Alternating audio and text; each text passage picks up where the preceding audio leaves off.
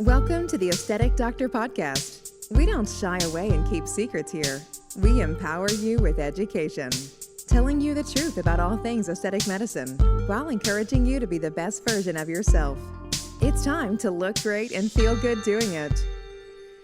This is your host, mom, speaker, and board-certified physician, Dr. Judith Borger. Hello, friends, and welcome to episode 106 of the Aesthetic Doctor podcast. I am so excited about today because I have one of my really good friends joining me, and we are talking about creativity and how creativity is really an expression in your life, and also how creativity has lots of science behind it and how it is actually one of the antidotes to burnout. But most of all, I'm just excited for you to meet my wonderful friend, Dr. Lara Salyer. Dr. Salyer is a functional medicine physician, author, and creativity catalyst who helps high-achieving women reconnect with their bodies, intuition, and creative power. She herself experienced burnouts in conventional medicine, and then she reimagined healing through the lens of flow neuroscience, nervous system regulation, and creative expression. She is a student of core shamanism and has training from the Flow Research Collective. She has authored a book called Right Brain Rescue, which is her memoir exploring how creativity and self-permission can transform burnout into vitality. Today, she runs a holistic membership practice, mentors women clinicians, and speaks internationally on creativity as a vital, teachable state of well-being. She is faculty at the School of Applied Functional Medicine. And she's going to be joining us in April for our Miraval Lux Reclamation Retreat as faculty. So I'm so excited to introduce her to you because she's one of my favorite humans on the planet. So please join me in welcoming Dr. Lara Salyer. Well, Dr. Salyer, I'm so excited to have you here. And we met sort of recently at a different coaches conference, and it was really like a connection and love at first sight when we met at the airport and shared an Uber. And it's been great to be connected with you, and then also now to bring you to my audience. So thank you so much. Oh, thank you, Dr. Borger. It is so awesome to be part of your world. And it was such a great connection to see you at that conference. It was like synergy, just that when you meet somebody that just brings out different parts of your heart and just your work, hearing you speak at the conference and inviting the audience into a shared session. That's what I love about retreats, right? It pauses the world for a moment and you get to almost create your own magic. And thank you for bringing all of us into your magic. Well, thank you so much. Yeah, and let's talk about your magic. So you are really, first of all, a fabulous person with a lot of interest. I don't know, for those of you who are like viewing her office and seeing this visually, she has really interesting art, and some of this you created, right? Yes. All of this is my art. That's my symbol of creativity, how it really comes from the universe into your mind. And sometimes used to be given a bad name that is only reserved for lucky or talented people. But research and energetically, we know creativity is accessible to everybody. We just have to learn how to tap back into it. And so that's my passion, is helping women basically create their legacy of work-life masterpiece and create more creativity in their life that drives their passions. So how would you define creativity? Well, the true definition is something that is novel and something that's useful. So it's really not anything original. It doesn't have to be solely your own unique work. For example, cover bands are a great example of creativity. They're taking a song that isn't written by themselves, but they're creating their own unique flair, maybe giving a twang or a different kind of beat to the music. That's still creative. Creativity is how you speak. It's how you put the clothes on your body. It's how you wear your makeup. It's, the thoughts that you're thinking, how you decide to move through your day. Every single thing you do is an act of creativity. And so creativity lives and is woven through every moment of your life. It's just we don't call it that. We think, oh, I'm just thinking thoughts. I'm just putting clothes on my body. I'm just gonna change my hair this way. It's all creative, and it's just a self-expressive way that you show up in the world. And so my definition is I feel creativity is self-expressed spirituality, where you are able to just be yourself in your authentic way, and it feels uniquely special to you. I love that. I'm going to quickly share like a story. And some of that is that for a long period of my time, I thought I was not a creative person. And the reason is because when I was a kid and I was doing art class, like my parents were like, well, your pictures kind of suck. Like your sister, on the other hand, she's a very good drawer. Your pictures totally suck. And it's really interesting that that really made me believe for like decades and decades that I'm not a creative person, simply because I was told as a kid that like my pictures really aren't good. And it also made me like not draw because again, I was discouraged from it because like you want your parents' approval, you want your parents to look at your stuff. And they were just like, yeah, this is actually pretty horrible. And then as I sort of have been in my own stage of like self-discovery and growth, I actually feel like I'm a very creative person, not necessarily because I draw, but because I create a lot of things in terms of thinking about business ideas, creating this podcast, writing, journaling, coming up with, as I said, ideas, solutions, things like that. So, is that something that you kind of hear a lot that Oh my people get gosh. boxed into? You're Yes, not yes. creative because maybe you couldn't craft or draw. Right. And I'm not a crafty person, okay? But I'm a creative person. Oh, yes, you are not alone. I think that is the industrialization of how school is. We put kids in classrooms, we quickly are assigning A, B, C, D, F, and we judge and we compare and we contrast. So many kids, their imagination is just squashed in school. Their creativity is all it takes is one little sentence from a teacher or a parent or somebody that just says, well, you put that in a different spot. I would really like you to move that line here. And it makes you feel like you don't know what you're doing. Whereas if you let kids just be themselves without judgment, without comparison, without a grade, and people think creativity is only art, music, dance. But there's improv, there's speaking, like you said, podcasting, all of these things are acts of creativity.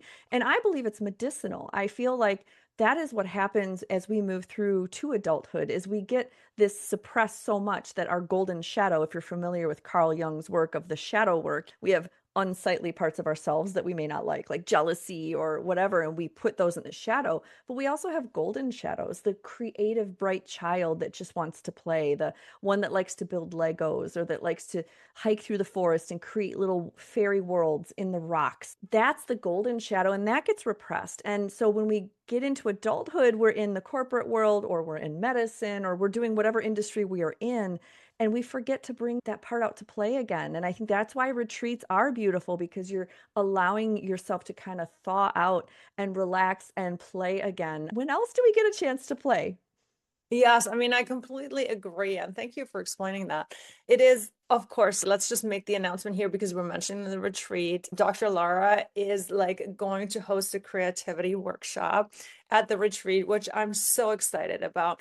But I totally agree. I think like when we really talk about creativity and retreats, they're intimately connected because one of the nice things that things like retreats enable us to do is they kind of pluck us from our daily like sort of routine, right? Where we're so like, oh, I got to get up and I got to get the kids to school and then I got to go do this on the way to work and then I got to do my like adult serious job, right? Where there's no breathing room and then I have to do X, Y, and Z and then there's basketball practice and blah, blah, blah, blah, blah, right? Like it doesn't give a lot of time to play, to rest, to things. And then when we get plugged into a retreat, first of all, we are in a novel environment, and a lot of times that sparks, right? Most of us, like when I host my retreats, for me, the environment is so important, the energy of the place, the novelty, and then especially with not only like the experiences that I try to bring for the retreat, but just simply the settings. It's the idea of like, when's the last time you tried something completely new, right? To go and maybe do cardio drumming and laugh and be bad or good at it. It actually doesn't matter because it just feels Yes. good in your body to be that child, to just be in a new setting and look at things in new ways and try new experiences. So I think creativity is the perfect thing because it's all creativity. It is beautifully said. You're actually mentioning many of the popular flow triggers. So, when we think of being in flow, that's actually a four-phase cycle in our brain. And a lot of people think, well, if I have to be creative, I have to rent a cabin in the woods and I have to go write my novel and I have to make specific conditions so that I can release that creativity, or I have to wait for the creative muse to sit on my shoulder and give me some inspiration. But actually, it can be a cycle in your brain that can be primed. And you mentioned a lot of the flow priming triggers, which are novelty, laughter, serotonin, feeling comfortable, oxytocin, all these things that help you relax. And that's what kids are so good at. They can tap right into flow. But adults, we're so worried about being judged. We're looking at the clock. We need to get home and make dinner. And so, like you mentioned, when you have a space to just relax and give yourself permission to be silly and audacious because nobody cares and we aren't judging each other. And the more you do this, even not just in a retreat, but every single day, you give yourself time. And that's why I say it's the sixth vital sign. We've got five vital signs in medicine. Well, the sixth one is, what have you done as a creative act today? What have you done that's joyful? When is the last time you dusted off your hobby that you thought you were going to learn how to knit? Well, go get those knitting needles and play. And it's that beginner's mind of learning how to get excited about something and just do it for the fun, the sake of the funness of it. Not that there's an outcome, not that you're going to monetize it or that maybe you'll get a good social media reel out of it, but really it's about enjoying the process. And we're all here to do that. I love the last thing that you said, to do it just for the fun of it, because I do think that in our society, some of that is the worst societal conditioning, right? Is this whole idea that every single moment of the day has to be productive. And, that like even with like physicians, when you start an endeavor, like, oh, well, what's the whole point of this? I mean, of course, like if you're going to mortgage your house and do something big, like I hope there's a good financial understanding. But, when I started my podcast, yes, part of it was because I really saw a lot of misinformation on sort of like social media and people, TikTok and all of the things, especially about aesthetics. So it started a lot about aesthetics. But there was also this part of me that as a little kid really wanted to become a journalist. And I would just write like stories and stories and stories in like notebooks. Like whenever we would go on a trip or something, the thing I would ask for was notebooks because I would just write. And Oh, so part of this doing the podcast is also the idea of being able to story tell, being able to connect, healing my own throat chakra. And it's evolved over the yeah. years. Now I really like love also the connection I get to have with people like yourself. But there was never really like I mean, yes, there was sort of a goal, but even now I'm not I monetizing it love this. because Oh my it's gosh, I have to for interrupt. the fun This, of it. yes, and I love this because we are conditioned as physicians, especially. I mean, it's from day one. I guess there's a good reason why. For example, we are taught as medical students, don't order a test unless it's going to change your treatment, right? We're being efficient, we're being very discerning, but that extends into our whole life. Don't do something unless you know you're going to be good at it. Or why would you start a podcast unless you're going to get sponsors and you're going to be right up there for the top five? That was never my goal either. And sometimes it's just, I was like you. I bet we could have been great neighbors and friends because my friend Andy, who was my very first friend I've ever had, he and I would record on my Casio recorder, these little TV shows, these radio shows, and we would just take it around the neighborhood and have radio shows. So I'm doing a podcast too. Do I care if it's famous? No, it never will be. It will never be sponsored. I don't care. It's to connect, it's to have fun, it's to create this synergy that can only be happening in spaces like this. So I love that Oh, you're I love kind of that. playing as Yeah, and well. and you know what? It is actually funny because I've actually had some monetizing offers that I've declined for that same reason that people wanted to do sponsored episodes. But like, again, when they wanted to sponsor the episode, it was very much because they wanted to sell something specific.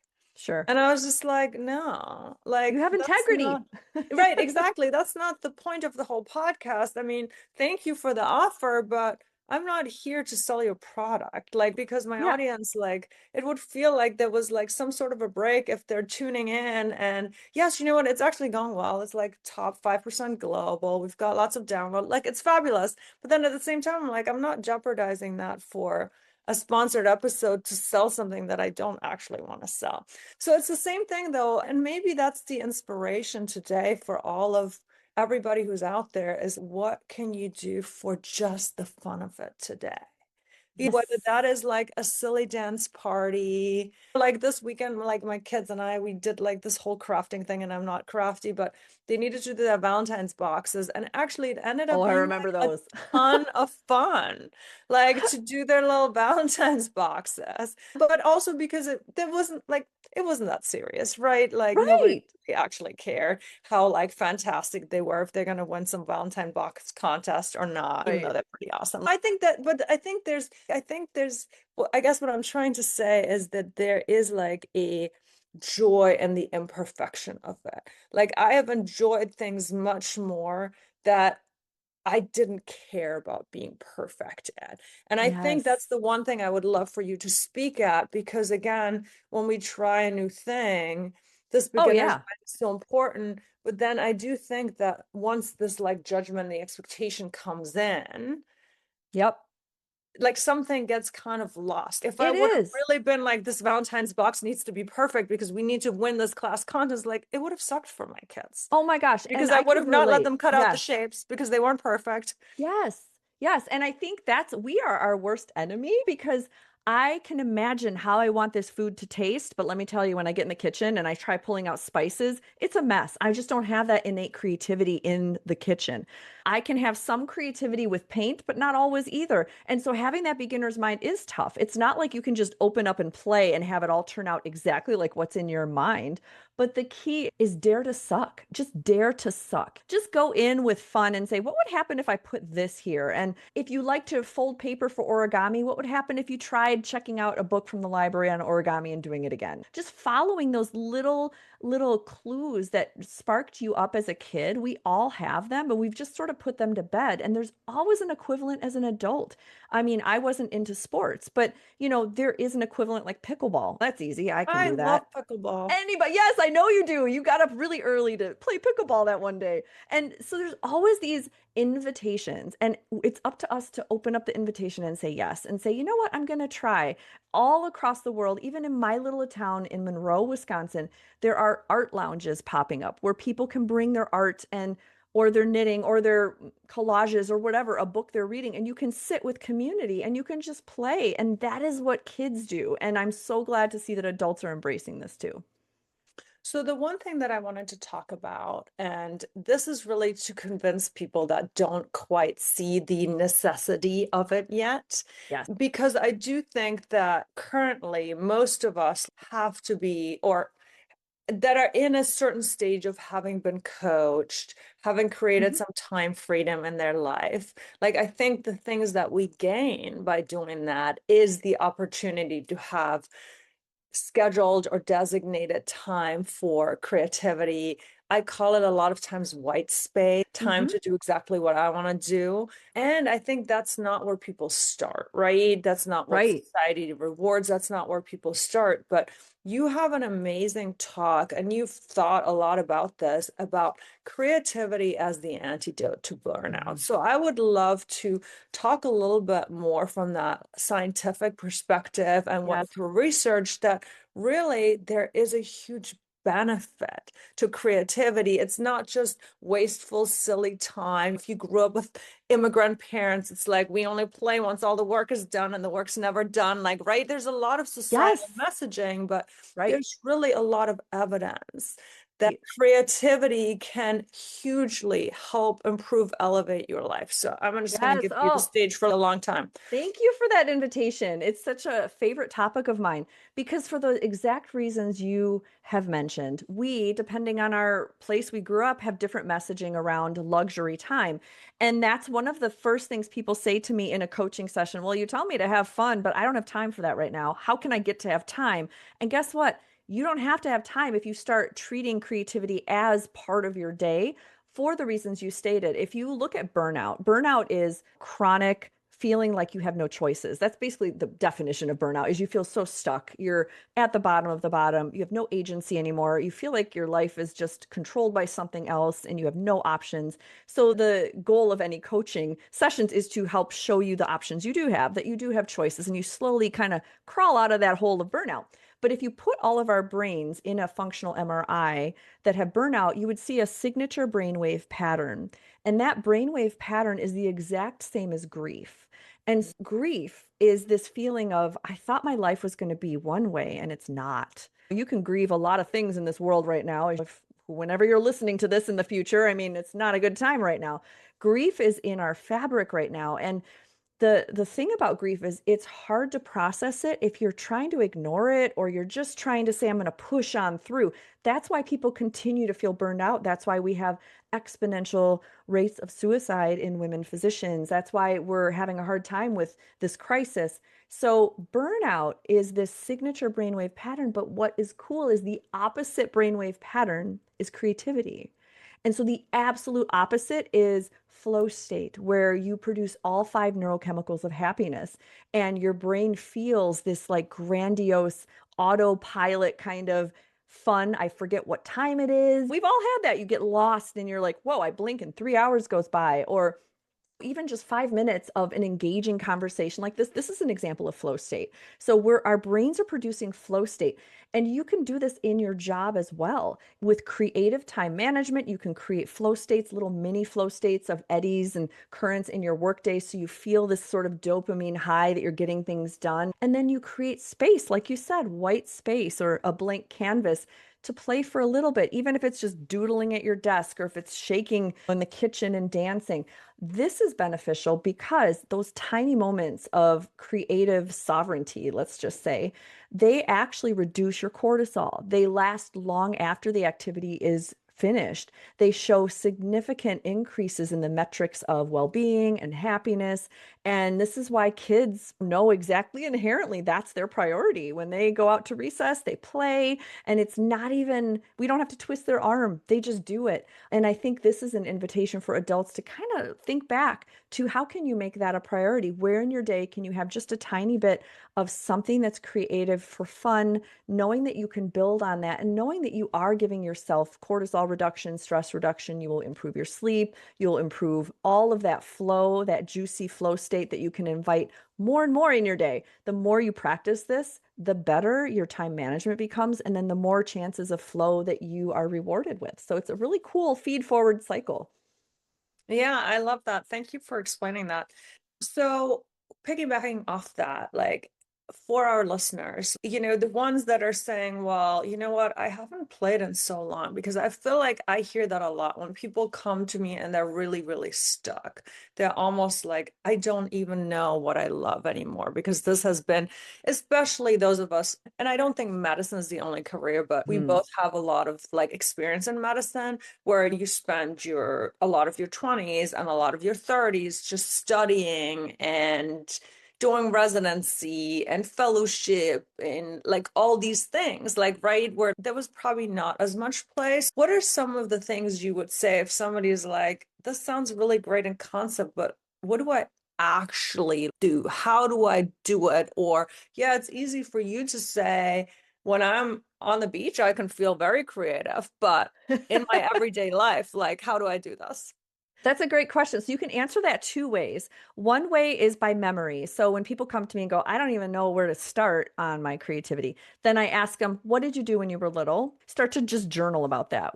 Think of a random Saturday where you had free time And the best ages are between like 8 and 10, because that's usually when it's before puberty. It's before you really feel like you're being judged. You still have some creative freedom, but you have a little more autonomy than you do at age 3 or 4. So think about yourself as a little 8-year-old. And what did you enjoy doing?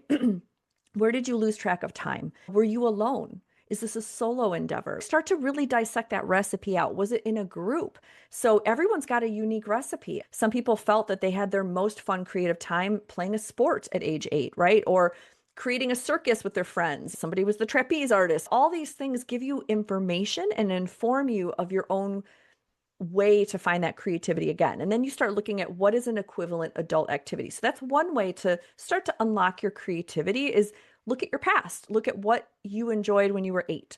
But the second way is, I call it like almost bottom up or inside out, which is looking at your nervous system. So if you think about asking yourself, am I in a contracted state right now, or am I in an expanded state? Now, each of those states have good and bad sides. You can be contracted and cozy and journaling and reading a book in your nice little house with your fire going. That's regulated contraction, but you can also be dysregulated in contraction, avoidant, not wanting to talk to people. And likewise, expansion is also, you can have regulated expansion like flow, where you're just really getting a lot done, or you can have chaotic expansion. Things are overwhelmed. So we start to work with your nervous system. If you're feeling like you want to move towards more expansion, how can you invite your nervous system into activities that do that? Usually it can be, if you're feeling really contracted and small, I have people doing repetitive things, whether it's doodling circles over and over again, or learning a simple choreography from a TikTok just for fun, and getting your body just used to that predictable, but yet moving a little bit more than you normally would. So there's a lot of these ways that you can encourage your body to move towards a different state. And so when we work with your nervous system, you start to get familiar with what feels good to you, and you start to be a little more adventurous, and know that you can trust yourself, that if you enter into a creative space where you're like, okay, that was fun, but I don't want to do it again. Okay, no problem, no judgment. And you start to learn to dance around all these fun opportunities to play with creativity. And maybe you'll become a creative hoarder like I am, where you've got all these crafts around and little activities that you just can't wait to sign up for, because the world has so much opportunity to come together in community or solo creative acts, and it's all for the greater good. I love that. And I exactly tell the same to people that second part, when I sort of tell people, just feel, does it feel like an open and a yes, or does it feel like a no? And if you don't know what that feels like just think about when you take your coffee in the morning or your tea. Yes. Just start feeling for those yeses and nos and follow them, and then just try things. I mean, like you said, like it's really kind of, we live in this abundant opportunity world, right? That you can do wine and paint with your friends, you can try a pottery class, you can try an improv class, you can try all the things, right? So just try them and see, because you might be surprised. And I think that's really also where like things like retreat settings or vacations or things are really perfect, because like at the Miraval where we're holding our retreat, there is like an activity schedule all day long, and most of them are included. And so you can literally say, oh wow, like I'll do archery at 11. And so I'm going to tell you a fun story about archery. Like I have a friend, one of my best friends, who's an ortho trauma surgeon, and she was kind of struggling with low-grade burnout, and we went to the Miraval together, and I signed us up for archery, and neither one of us had ever done archery before, and she freaking loved archery. She was like, this is so cool. So she went home, and lo and behold, she found like an archery range, and she just started going, and she made all of these friends. And she was like, it's actually really fun because we're just there for archery. Like nobody cares if I'm a doctor or not. Yes. Like every dude is like happy to help me figure out how to hold my bow better. And yes, and you're describing that important skill of learning to trust your own intuition, because we're told what to do or how to feel. And especially if you're in a helping profession like physicians, I mean, we have to keep a certain kind of distance of, I need to be confident and have a certain mask on. And how fun is it for her to listen to her intuition and then go, I want more of that, please. That was really fun. Yeah, and I was so proud of her that she like literally was like, this was the most fun I've had. I mean, of course, like we Yes. did it together and it was a very cool place, but the fact that she then didn't just leave it there and was like, you know what, this is the most fun I've had ever. Let me go on Google and Yes. what would 3 miles from my house, there's an archer range and they charge $18 for a day pass with a boat. Come on now. It just was perfect. And now she has a new hobby. And even when she moved jobs, she was like, one of the first things I then did was to be like, where's there an archery range? And I again, it's love a great that. way to like be out there. And she just, as I said, I mean, I enjoyed it, but I didn't fall in love with it. But she was just like something about that focus and the Yeah. weight of it. And she was just like really into it. I So, love that. so I, Oh, I I think have a that's also, related story on that. Can I share a yeah, story? go ahead. Because you reminded me of when people listen to really what their body is saying versus what others tell you should do. And this is a medical story a long time ago, maybe 10 years ago, when I was first opening my functional medicine business. I was working with a patient who was a dutifully gym goer, weightlifter, hit trainer, and half marathons. And she was struggling because she was starting to enter like perimenopause and was like, I can't lose some weight and I'm confused. And so I was working with her and I said, what do you do for working out? And she explained, but she had this look on her face. Yeah, I do all this stuff. I said, do you enjoy it? And she's, no, I don't like running at all. I hate the gym. I don't like lifting weights. And I was like, whoa, then you're basically forcing your body to do this every day. And she's, yeah, I'm doing it because that's what I've always done. That's how I keep my weight. And I said, well, what did you like to do when you were 8 years old? And she said, well, I loved rolling down the hills in my park. I lived near a grassy hill in this park, and I would go to the top, and my friends, we would all just roll down the hill. I just loved being outside. And I said, well, here's your homework. I don't want you to go to the gym this weekend. I want you just to go outside. So she went there. And this reminds me of your friend. She goes to the park and she's sitting there like a little girl, like feeling the grass. And she says, this is fun. But she sees a Tai Chi group and she's curious. So she walks over there and asks if she can join. And she starts doing Tai Chi. Now, for those that are listening, Tai Chi is not aerobic, it's not cardio, it's not weightlifting. She lost 20 pounds because her Wow. body wanted her to be more calm. She was in a season of her life where this high intensity kind of work, it wasn't fitting the season of life she was in. She needed to downregulate and be more calm. And her body was like pushing her to go there. And she listened. And then she started doing Tai Chi and lost 20 pounds without trying. And I was so happy for her. It was like, oh, that's so Well, neat. plus she probably now loves Tai Chi. I think that's the Mhm. other thing is that she's Yep. probably, yes, I get to do Tai Chi, I get to hike. And I think that's my next recommendation for people. Well, I'm not the expert like you, but I always feel like if you don't know what to do, go into nature because there Yeah. is something It's a good about, default. again, yeah, It's a good default. it's a good default, but even if you're like, I want this space of creativity, because again, it like slows us down, it calms our nervous system, and it will probably give you like inspiration and new vision and just again this different state of being. And then my next recommendation would be if you have pets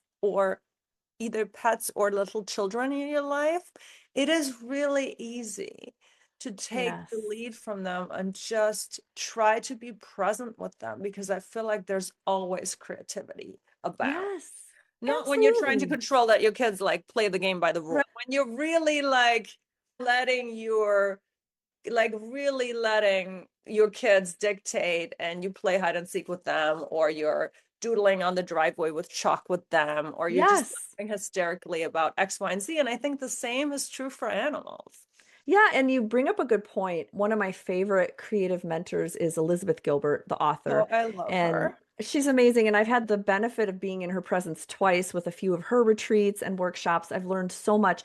And she describes creativity also as making something more interesting than it really needs to be. It does it just making the mundane interesting. Like you said, going on a nature walk and doing a 5 colors walk. Okay, what is yellow? What can I see that's red? But then making something interesting, arranging those sticks on the path so they make a little, I don't know, image. I mean, you're creating something just because, and it has no reason to be different, but you're making it more interesting. And I just love how she just wanders through life and she plays the game she likes to call the most interesting path. And she said, Oh, I love that game. yes, I yes. And love she, that game. Explain yes, to people how she wears the most interesting yes. path when she goes on a new store, a new city.